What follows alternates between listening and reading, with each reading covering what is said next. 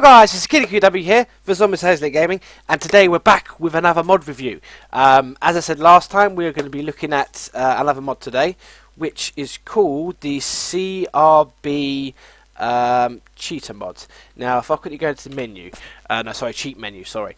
This is a very fun and helpful mod if you're not interested in legitly doing some of the stuff in the game. Now you'll probably see me use this mod quite a lot in my actual Let's Play series. The only thing I tend to use, I've used in here is relationships, which I know is kind of a little bit cheating. As well as the stuff like the durable fences instant build.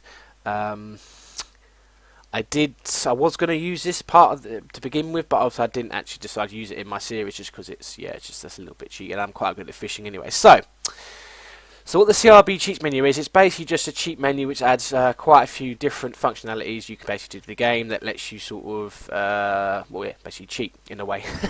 Or help you out however you want to look at it.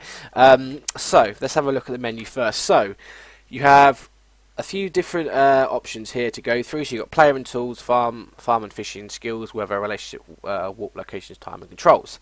So we'll work our way down to see what each of these sort of sections did. So the first one is the player and tools. Now what you can see already is you have a number of different options to do with obviously your player and your tools.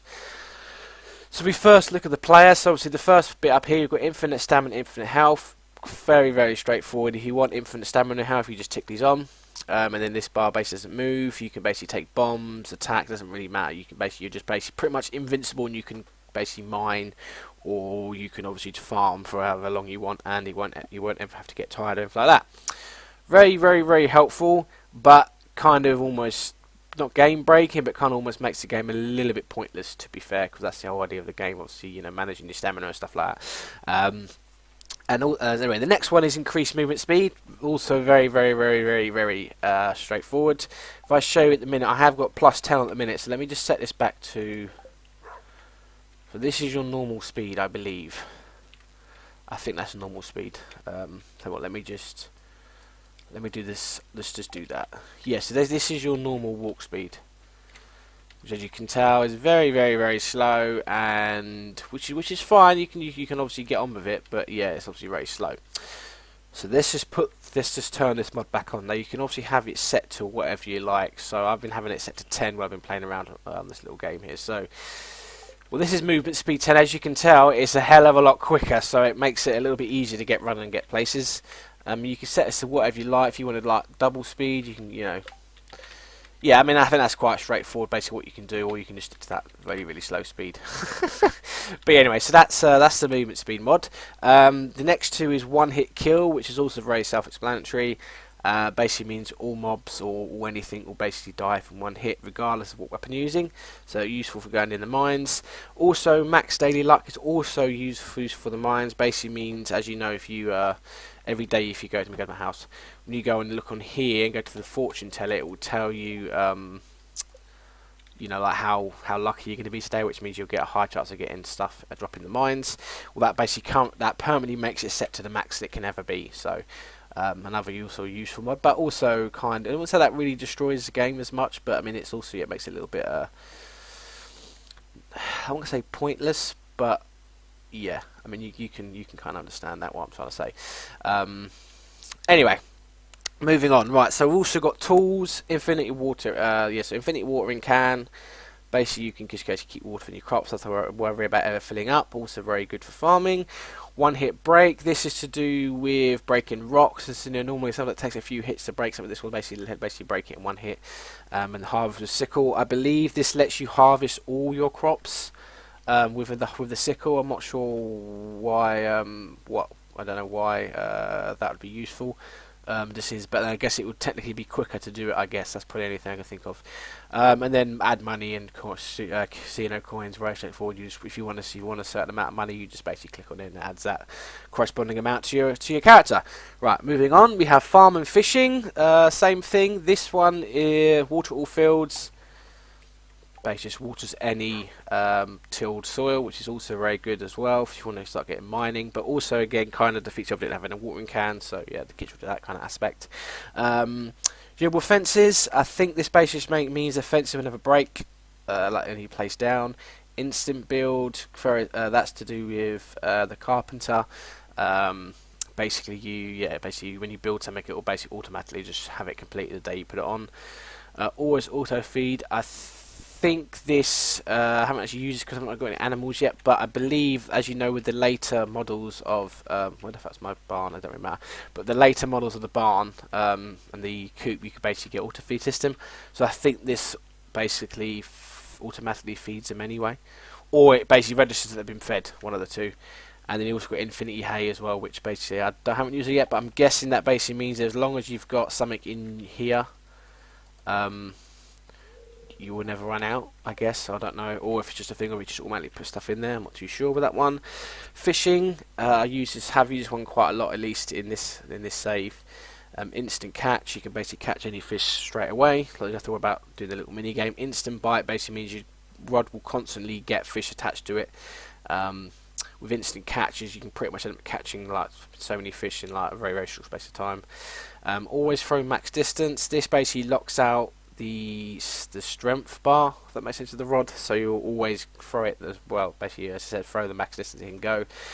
Always treasure. This will basically always give you a treasure box at the end, and with these two, you're basically constantly getting treasure, and yeah, your inventory gets filled up very, very quickly, and it also is very very OP, should I say. Durable tackle, same thing, quite straightforward to do with the tackles. Basically means your tackles will last a bit longer than it would have if you hadn't had this ticked. Now on to this bit. Now, as you know, in the last episode we were looking at the automation mod. Now this is basically what I use to speed up all the processing. So this is actually a very, very good combo for using with the CRB automation mod, if that's your kind of thing. So I will show you quickly as well as this part of this mod. So basically, whatever you want to process, you put into here, and then it will then start processing. And basically, what it does, it speeds up the process of these. So as you'll notice, all these are like pretty much instantly complete. Now, if I'll go to here as well, just to show you as well, you can obviously, this also works if you haven't got this mod the processor mod installed. It will still obviously work. You put them in there, and as you can tell, it just, especially with the copper, it just automatically processes everything like that. So, so that's basically that mod. Right, moving to skills, also very straightforward. Basically, you can just basically set your skills to whatever level you want by clicking the set button. It will basically just skip up the next level, and then it will give you the level up screen, etc.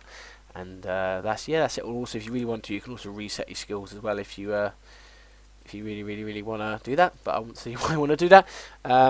This is the weather change section. Basically, the next day it will basically tell you what weather is. You can then set it to whatever you like. So if I want it to rain tomorrow, it's now going to rain tomorrow. Want to lightning storm, it will be lightning storm. Want to snow, it will snow. Now I don't know if these will mess up if you're not in the right season, so just stick to what you can get in that season, just to make sure it actually, don't mess up the game. So because I'm in spring, obviously raining and sunny is all I really want to be choosing.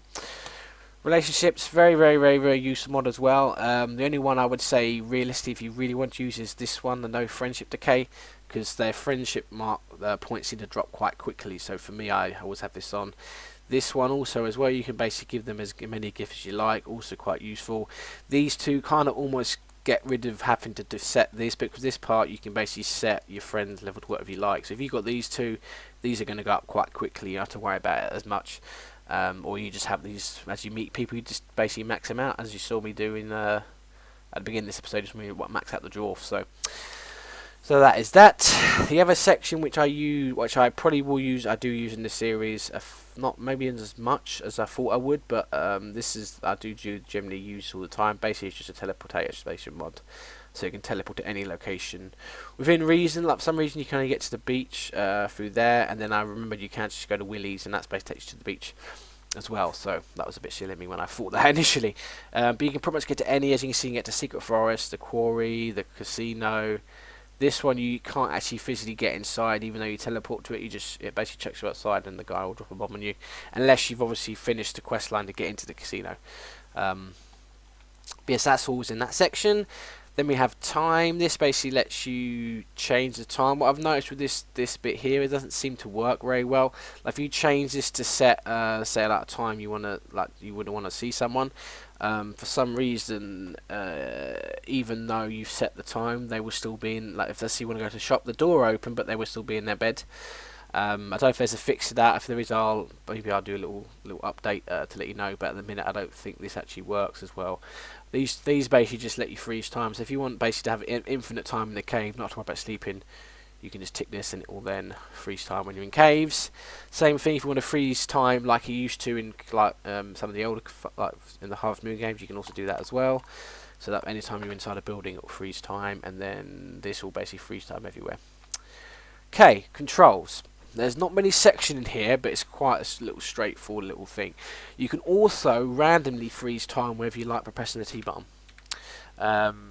which is quite useful as well if you're just suddenly walking around. If do you know what, I want to freeze time for a second, T. Don't know why you'd use that, but you got it anyway. Okay, next one, open menu. This one's quite straightforward. You could basically just change the P. Basically change the key to use some of these mods. Now these next two are also very interesting. What you can do with these, which is also quite straightforward, is you can grow trees. Now with the grow trees, I'm not too sure because I tried using this before. It did work, but it seemed the trees didn't grow to the next day.